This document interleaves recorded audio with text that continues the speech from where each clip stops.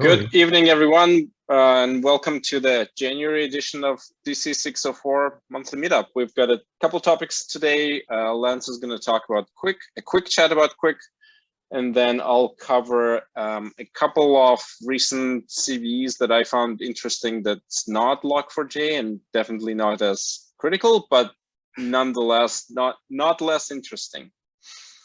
And with that, Lance, I think we can get going. Sweet. Okay, so I'm going to cover a lot of ground pretty quickly here, and to lead into it, come on, give me the focus. I do have a little self-promotion slide. I'm trying to work on that. I'm not a big fan of self-promotion, right? I actually do real security work. I'm not like the Kim Kardashian of security, and we have a lot of those people, so that's kind of my recursive FU joke.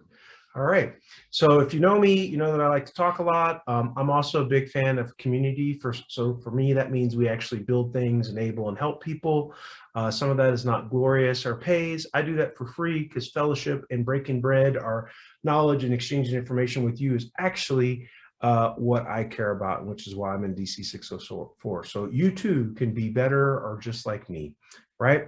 I have a fair amount of time as an actual practitioner, and just to define what that is, I am a blue teamer, and I typically hang out in security operations centers, detection engineering, network security. I'm a terrible AppSec person. If they let me hang out with them and break bread or do stuff, I'm super happy, but I certainly understand that domain. I also have to do policy and compliance and keep security people from jumping off the cliff as a leader. You know, my big archetypes are security architecture, like I said, operations detections, things like that. So nice little plug while we're all here, right? Please join DC604. Our entry to bar is pretty low. You're here. That's it. That's as much as you got to do. There's a lot of daily online back and forth, both in the Slack and we use Telegram. You're welcome to like reach out and say, I'd like to take part. Obviously, you know, if you show up to a party, any party that you participate in and contribute in any way is better than just hanging out and staring at each other while you're by the wall. Okay, today we're going to talk about QUIC, right? And we're going to talk about what it is, its relationship to HTTP3. I'm going to show you some example packet captures and traces, like if you're doing an HTTP trace in a browser, or I will leave because if you can't prove what you're talking about, get that out, right? And mainly I'm going to talk to you about like why you should be aware of this protocol and its pervasiveness. It's here, it's real, it's happening right now as we talk. This conversation is using QUIC right now, no kidding. So you probably want to, you know, arm yourself with that knowledge, and that knowledge is power to enable, in my point of view, a network security mindset. There's lots more. We have, you know, just a little bit of time here. So this is kind of a start intro. Got lots of references or other things to dig into. And I want to wet your whistle so that you can be like, dude, I know a lot about that, or I want to know more, or chocolate cake and QUIC and cat videos are actually something in the context I want to talk to you about it, right? All right, so what is QUIC? Well, because it is a disruptive, pervasive technology, the Wikipedia article on it, it's actually pretty good. It's a little bit better than a fat lost outline. And the RFCs, which start at RFC 9000 for the overarching definition of QUIC. There's quite a few others. That's why I have the plus there that describe some of the many other nuanced aspects that can't be put in one RFC. It used to be called QUIC UDP Internet Connections. Now we just call it QUIC. QUIC doesn't mean anything. QUIC is just QUIC. That is what we're going to call it. That's what it means. There's no acronym now. It was primarily developed at Google, right? Google is also a primary developer contributor to HTTP2. Well, there's a lot of different rabbit holes we could go down there, and some of those are quite interesting to everyone. But, you know, Google obviously has a stake, aside from having a lot of intellectual and engineering powerhouses, they have a stake in solving a lot of the technology problems that QUIC addresses, right? Whether that's agnostic or, you know, altruistic or otherwise, right? So to summarize what QUIC is, if you wanted to get the Webster's Dictionary, what the hell's going on here? This is in the own RFC language, a loose, high-level abstract definition. QUIC is a connection-oriented protocol between two endpoints. In order to communicate on the internet live, two things need to connect and exchange data, right? Those endpoints are going to use UDP. That's a big what? So QUIC is UDP based. The other thing is that it's going to include lots of other capabilities, but that's basically what QUIC's job is, to say, I want to talk between two things on the internet using UDP, and we're going to change some of your fundamental understandings. If you use TCP Illustrated, you subscribe to the OSI model, you like to think about layers and abstractions that I don't have to think about. Yeah, we're going to throw that all out the door, because QUIC doesn't care about that. And that's kind of where people go, whoa, that's new. Yeah, it's very new and it's cool. And it is actually speedy and quick. It implements TLS 1.3, which is the latest and greatest perfect forward secrecy, all the lessons learned from the last 25 years that we thought it was cool, and boy, we got proved wrong, best foot forward things. Sidesteps all that, starts with TLS 1.3, and it's mandatory, right, as a security component. One of those RFCs describes the exact implementation of TLS in QUIC, and we'll kind of get into that, the implementation of TLS. It's a component, it's not a layer. TLS is weird, right? It's right above TCP, get me data to and fro, application, I care about the data, and TLS is in between that. QUIC is like, yeah, all that's part of the same sandwich now. Remember, throw your OSI mindset out the door. The other thing, right, as we look at like the responsive web, a lot of the technologies that have been created, not just in the mobile space, but now the hyper-connected, I need to see my cat videos all the time, everywhere, that brings in a lot of issues that some of the very brilliant, thank you, grandfathers of the internet have built in, but it brings some of the challenges with TCP that are not great, and it kills them, and it replaces it, right? So that's stuff like resumption, congestion control, getting data in and out the door really quick, because the name of the game, right, for everyone, but especially Google, is how fast can I get you to that first page load, regardless of where you are. And obviously, there are many other tricks and things they do that are significant from an engineering and a technology approach standpoint, but QUIC is essentially the language or conduit to sidestep a lot of the inherent transport protocol issues. Okay, the reason that I insinuate that cat videos is a great analogy, go Google cat videos, internet.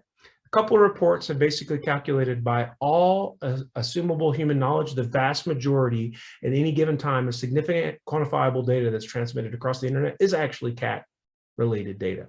The confines of that report, which are legitimate and not just like for reference to hold water, it's very interesting scientific fact, is it humans or is it cat looking at the data? I'm telling you, I don't know why not dogs, but it's cats, dude. Lots of cats videos out on the internet. Go check out, we're digressing here, so thank you, Mark. I got some live shit for you here. Go to http.cat.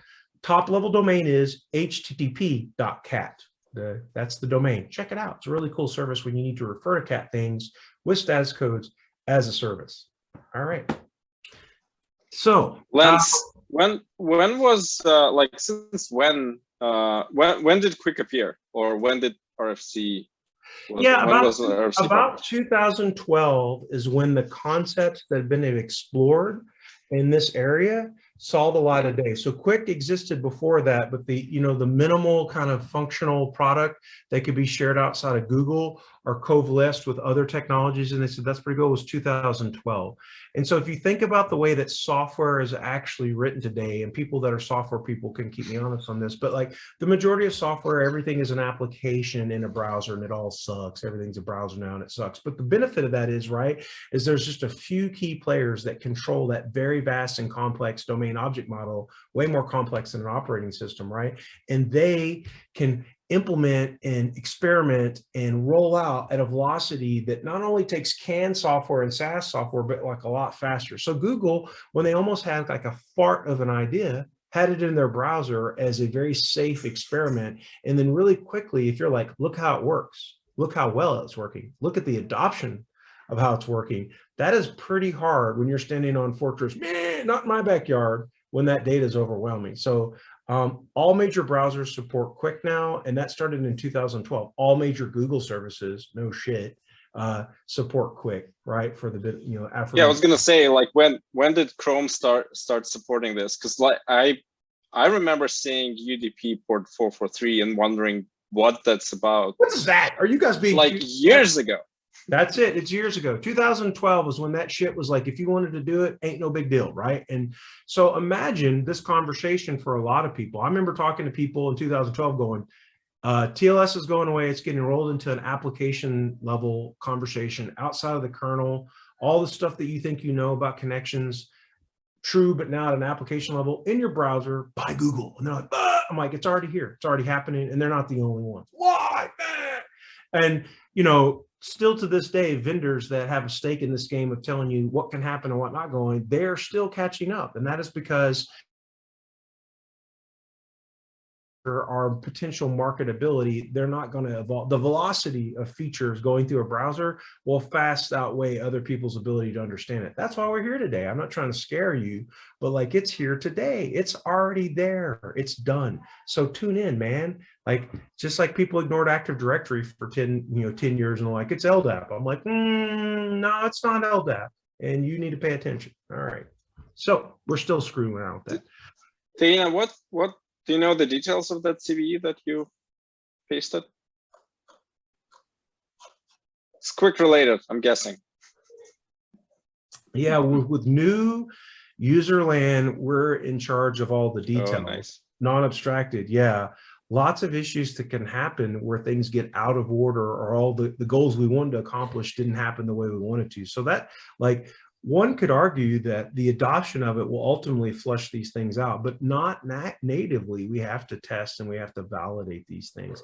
I would argue that smarter people than me have said, hey, Google has more smart people looking at their browser and other code for security than anyone else. That's good. That doesn't mean sweet, guaranteed, right? But they're certainly leading the pack in some of the stuff that they're doing relative to the domain object model and protocol security. That don't mean that tomorrow 14-year-old shows up that thinks about a thing and did something no one else did, it decimates our status quo. So that, like Minecraft with Log4j. Oh, sorry, too soon. Okay. So big thing, right? To take away to the next slide, I'm running out of time here. All of this things that you know get sucked into the browser and the application to do that. And the goal with this is, the thought is, as we want to innovate or adopt or change some of those implementations, it'll be easier because now it's not the kernel or the TCP stack. It's just the application that's doing all of this, right? And that's kind of cool and that's kind of scary. QUIC is at version 1, and what it does very well. We can talk about, we'll get in the future conversation here, it'll do more. So QUIC works hand in hand. This is like where you get into the protocol semantics. It works hand in hand with— Sorry, Lance, there's a question. Is it similar to WebSockets? Or it is not similar to WebSockets, other than it is very different than the traditional HTTP 1.1 UTF or ASCII 8 semantical web. Like, it's a binary protocol, and people are like, whoa. But it is, you can run WebSockets over it, right? Just like that. But it is only similar in the sense that it's like, this horse looks very different. The transport and goals of the technologies are not the same to WebSockets at all, other than they're both binary technologies. So that's the thing, right? So it uses HTTP2's multiplex connection. So if you weren't aware of, right, HTTP 1.1 can do pipelining and it can do compression and command tagging, right? So there will be a discrete request for everything in traditional HTTP. Get me ye actual cat video, right? And all the other elements. And you have to like add those all up, and pipelining is where you say, I already know the 10 things that I want to ask. So I'll ask them 1, 2, 3, 4, 5 through 10, all in one request, right? Compression is the, the data I'm going to send you. You got processors, I got processors, zip it up and move it on. HTTP2, right? Change the game, right? If you look at HTTP2, the encoding is inherently binary. We're not going to send encoded ASCII or UTF-8 across the wire. It's literally binary, and there are multiple connections, meaning streams. So when I talk to the web server, I can literally have my request be parallel when I'm connected to a web server, and it's not, I'm on port 80, get me, it's streams of binary data. This is important because if you want to unfurl what is happening in any sort of communication using HTTP2 or HTTP3, you need to lean into that binary protocol and understand all of that stream control and all the requests. The good news is the semantics. So all the methods that we would use and all the technologies that we'd use on HTTP are still the same. You ask the same question, but the language and dialect of which that semantic is placed into something and how you can go down the road is a little bit different. And that was HTTP2. That was pretty much what Google and a lot of other people worked on, and it's wicked, right? HTTP3 is QUIC. So it's the HTTP2 semantics with a transport mechanism mandated. That's a bit weird. I mean, I think for new people or people that haven't seen the last 40 years of internet technology, right? They're like, no big deal. But like HTTP is completely abstracted from the security transport layer, from the TCP layer, from the IP layer. That was the whole point, is you will build a thing and you don't need to understand the thing underneath it, because it will protect you and all the stuff will work universally if we do that. That's what actually got us here, how all these things in different architectures work together. HB2 now with HB3 throws that out the window and says the actual cat video mechanism, the actual like treat it like packetized data, and the actual how do I know you are the cat video guy that I want to talk to, and the what happens if my data got lost and I need to pick up the pieces from that, are all combined into one mandatory protocol where both the application and the transport are the same. They're just different components in the same sandwich, not an OSI stack. Like they cannot, that sandwich can never be taken apart. It can only be referred to, right? And the other ones, we could ignore that. Again, it's version 1. So its main goals were all the session resumption and what's called headlining and blocking of resources that are in TCP and latency issues. Fix all that. Security, mandatory TLS, not going to negotiate. Forward error correction. There's some Nascent demos that exist on that. Forward error correction is not a new concept, but when applied to this technology, that's pretty bitchin', right? Caching or server pushing, we'll talk about in a minute, right? If you go to a web page, which is spectacular now, those apps, the website knows what you need. It doesn't want to wait for all those requests. So it can head push. It can say, I'm a server. Here's all that stuff you needed before you asked for it. Pretty cool. TLDR, you got to take into account that right now QUIC runs on UDP 43. So it gets out the door just like TLS for port and protocol firewalls, but it runs on UDP. There's no guarantee that that port won't change or they'll come up with a new thing. It'll be like, QUIC next generation or, protocol version 5. But the TLDR for you, like blah, blah, blah, Lance, is if you block UDP 443 from your network, everything will magically downgrade to all the protocols and stuff that you knew we loved for many years, including HTTP2, running on all the different protocols and things you can do. So that is generally what most people are doing. Like, this is cool shit. None of my tools understand how to parse this or deal with this or understand any of it. So you just block its ability. Obviously, if you don't want to do that from a network level and you're like, your workstation is my workstation, there's nothing stopping you from going in at the registry level, the browser level, wherever your config base is, and say, hey, all you usual suspects, you're being managed by me either explicitly through Enterprise Browser Manage or implicitly through OS management. And I'm going to tell you, not on my network, no QUIC allowed. Both approaches, I think, are, as a layer, are valid. Does HTTP2 require QUIC support? It does not, but HTTP3 does. So there's kind of the, here's my picture there. So you can kind of see, I'm going to fix the video. I have some problems here. So see that? I stole that shamelessly again from Wikipedia. I think it's a great graphic. Do you see the semantics, right? So semantics are like get, put, head, all the cool stuff that we are more complicated than that, especially with binary protocols. And see how HTTP2 is a layered system, right? Like the IP is the packetized data, the TCP is the data guarantee, the TLS is a weird in-between layer that says, how do I know who I'm talking to, but I don't actually know what you're talking about. HTTP2 and the semantics stay the same. If we move over to the right with QUIC, each one of those things is just a component in a sandwich that cannot be unlayered. And that's a very important thing.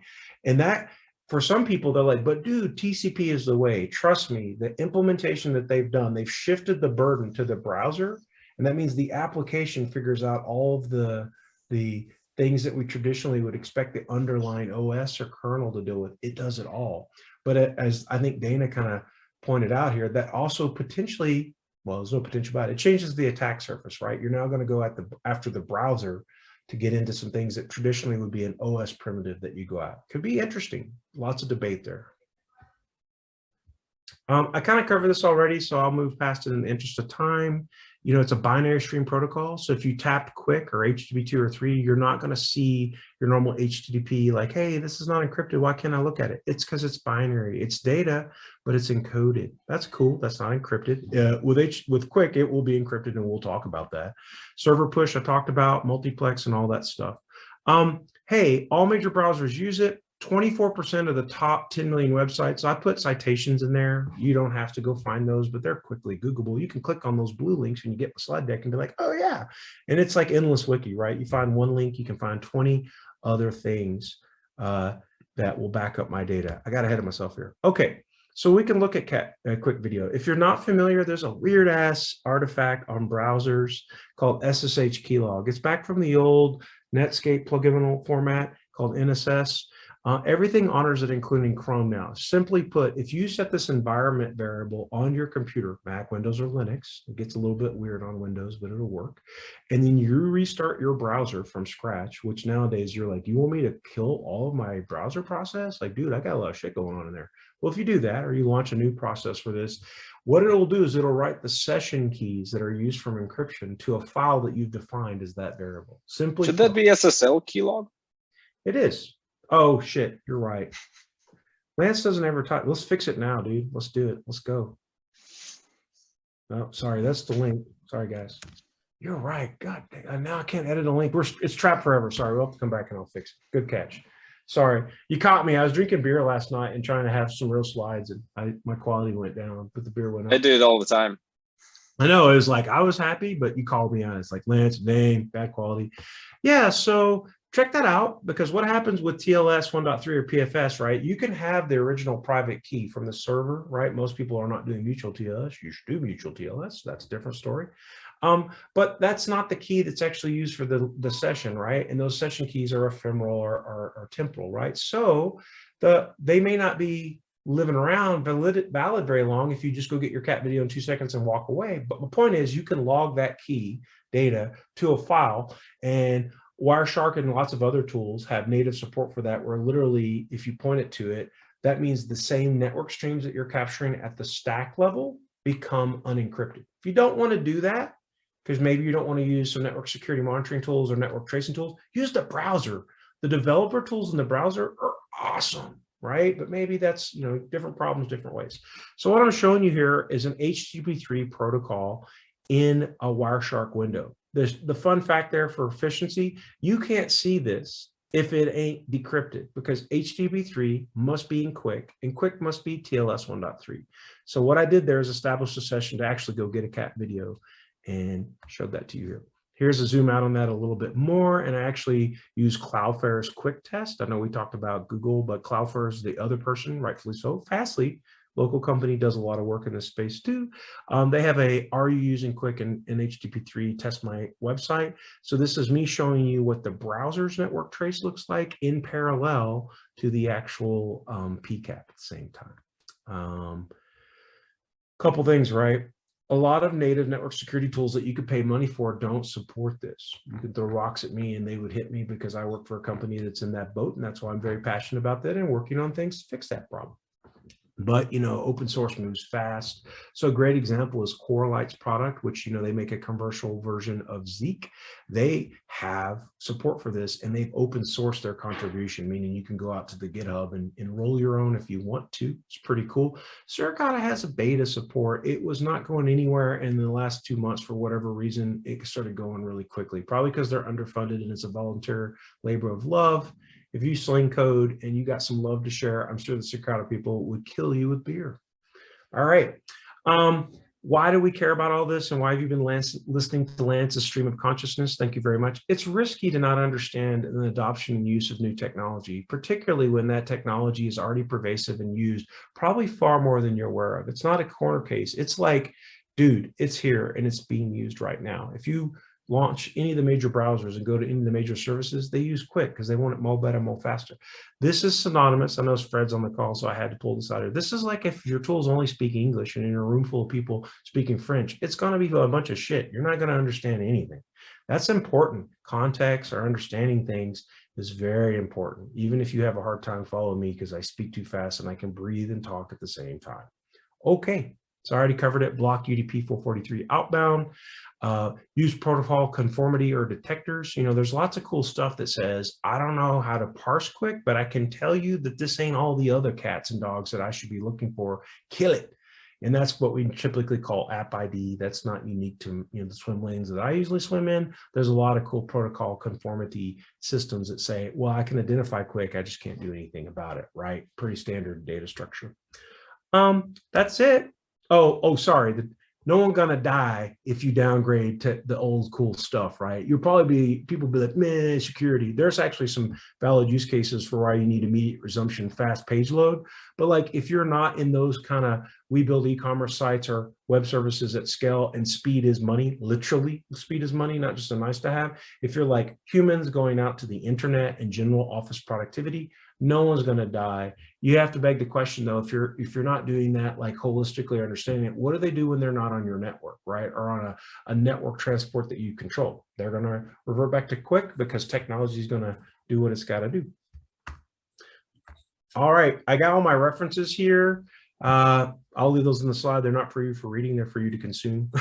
There's some really good YouTube videos, because listening to Lance or reading slides might not be the way that you grok information. And I want you to truly grok this, not just get the bylines and moving fast. There's some brilliant people, far smarter than me, that create products on the YouTube that say, do you want to understand QUIC? Do you understand how to decode it? Do you understand how this works? Teaching you the internet fundamentals in a way that when I was a kid, I didn't get to learn that stuff that way because we didn't have the YouTubes. I'm not saying that my way was better. I'm saying you're a fool if you don't take advantage of these new mediums. Some of those links are in the references. And yes, I called you a fool. You can fight me and argue me and prove to me. Show up to DC604 and share your knowledge and wealth, and I'll buy you a beer or whatever you like to drink. And that's basically my ask here, right? I would love for you to learn more and me learn for you. I love free exchange of information and ideas. This is not a hippie thing. This is just being a geek, right? Not multi-level marketing or even an NFT slant. And that, ladies and gentlemen and others, is my shtick.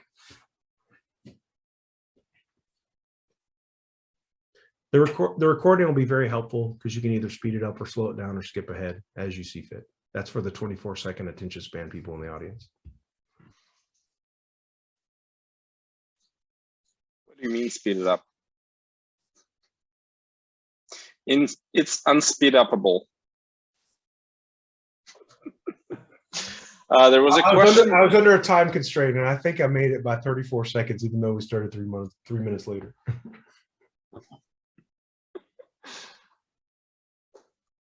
There was a question, when's the ICO for Lance coins? Yeah, I don't know how it relates to QUIC.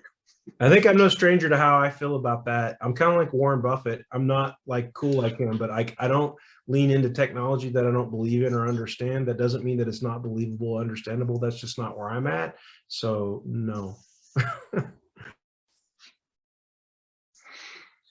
All right. Thanks, Lance. Any more questions or comments? You can don't have to, you don't have to do it now. You can find us on Slack or Telegram, and you can fight me. Bring your lightsaber, or I'm a teddy bear. You can beat me with like a wet paper bag. I'll actually lose. It's fine. Well, I got a question, Lance. So who are the detractors from QUIC? There's a group called Not QUIC. No, I mean it's no, I mean that's how protocol adoption works, right? Is that in the there aren't any native detractors other than the snarkiness, like my way is better, I could do that, or there are competing alternative approaches, right? So one of the beautiful things about the early internet is the reference implementation became the protocol standard. So if you look at like SMTP, which is a very clear, like, be liberal in what you accept and be very conservative in what you do, right? Protocol written by some of the brilliant people who literally are my heroes and inspired me, right, to care about these things.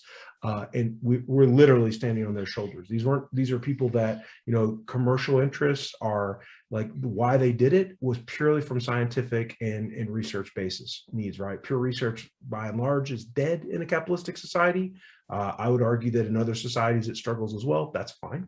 Okay, so what that means is typically the funding and motivators to get things out the door are usually our technology is the best, followed by you must buy it from us and only use it, right? That's why like microchannel was 10 years ahead of its time and it died, and PCI became very equivalent standard 10 years later, right? So there will be some things like that. I would say the momentum and openness of QUIC, it's in the standards track of IETF, right?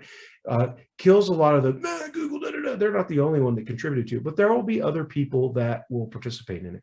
The ability for them to have the same momentum and integration at their browser level is pretty much Johnny come lately. Although like Safari, Brave, Edge, which is ultimately Chromium based. The influence of Chromium cannot be understated, and Mozilla, they're their home thing. They've already implemented that protocol, right? So someone else could do it too, but they can't be yet another browser. So that's kind of an interesting thing with this protocol because it's in the browser. There could be other user agents that aren't those browsers that do this, right? Maybe my WebKit, indeed it should probably speak QUIC, right? So that's kind of an important thing. I would say the detractors are more like the NAMBIs or the I have a better way, I could do that, and they didn't. And that's just welcome to the internet, right? You can try to censor us or you can create other technology. Ultimately, we hope we'll route around that, or may the best code win. Still the code you want, we'll write more.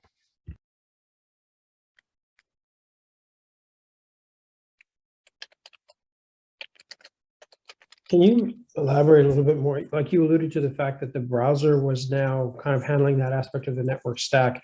Like when will the OS natively understand that itself? And will there be a tug of war? It won't. I mean, there might be a resurgence of technology that reboots, that we go kind of, because things go in cycles, right? If you look at cloud computing, what it is now, it's utility-based timeshare computing that we had on the mainframe back in the 60s, right? It's just surfaced differently. So it is possible that there will be a reboot of consumer technology that you physically touch that has similarities to what you and I grew up with, probably about the time we're about ready to croak.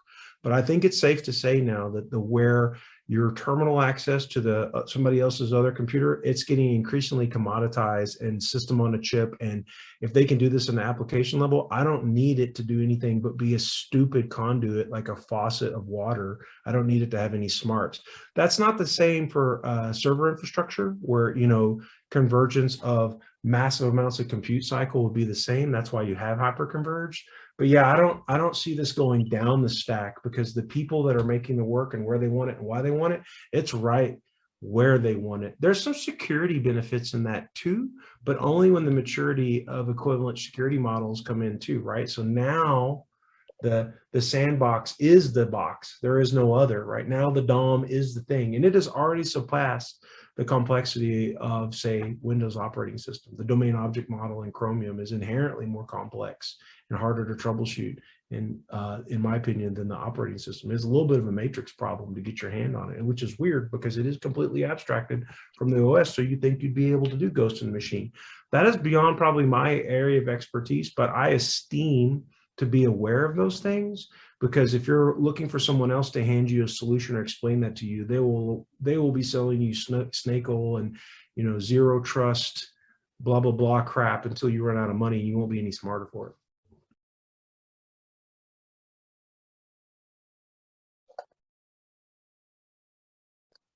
So that was a high level, be awareness. We can do some practical applications offline, right? This conversation can continue, and we can show with living color, with all this adoption, real examples, and kind of get more into the applied side of things. And that might be helpful to have a great exchange of information or debate about the merits or not. And it's real simple to switch between QUIC and not QUIC and test that, litmus test. So I challenge you to engage yourself and others to that end and say, hey man, I want to learn more. This is what I got working on. Have you considered that? And we'll go from there.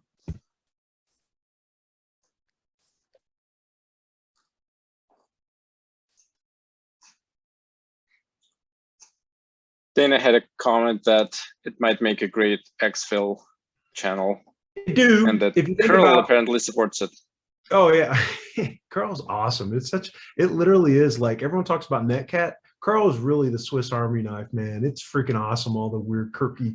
It's like, I have 9,000 flags. It's like, oh yeah. Is QUIC actually unstable in curl? Because it used to be only in the. No, you gotta go out there and get the bleeding edge version. Yeah. I don't care. I'm willing to YOLO bleeding edge curl QUIC. It can sit over here. Well, no, it's not as effective for C2 if you're using it. If you recompile it, you can put it on the target machine. Yeah, man. All the cool kids are using DNS now. Well, DNS is easy to pick up, though. I mean, that's you see. I've seen some very sophisticated, like, wow, you went right past my very vast machine learning abilities on that. Like, well played, sir. Thank you, SolarWinds. When there's a machine that's suddenly making several thousand DNS queries every seconds. Usually it's a basic C2 to get them to some other sort of exfil thing. But yeah, once DNS is exfil, it's like, dude, that was the Elvis has left the building exfil. Yeah. So there's in that stream, I have seen some stuff where it'd be very easy to hide in perfect plain view of an encoded data in another stream. And they're like, but you would need a web service. I'm like, that's nothing for a dude with an HTTP3 WebKit. And the fact that most people are not doing decryption and they're not also on the endpoint, it's just like Bob's your uncle, you know, freedom. Do you know if Microsoft has any plans of putting it into WinHTTP? Yeah, that's a good question. I should know the answer to that. I don't. I bet for the background. That's a really common exfil channel for. Yeah, so for the intelligence transfer service, like since they're doing bulk data load, it's probably not super beneficial for them, but anything that's like many elements, and I want the user experience to be better, which is not bits or the other things kind of modus operandi. Anything's possible. Yeah. All right, I actually have to bail. I know that's probably disingenuous, but I have somebody waiting on me, so I have to go. So thank you for your time. Please reach out to me. I want any of your feedbacks and opinions. Everybody always asks for critical feedback, but they don't like it. I might complain, but I really want your critical feedback. It's okay on Slack. You can make fun of me. You're not going to hurt my feelings. If you want me to help you or work together, anyone that knows me knows that I don't say no. And it's very important for me to have you have a valuable spot in our community. So thank you for the time, for allowing me to talk to you, and have a great night. Excellent.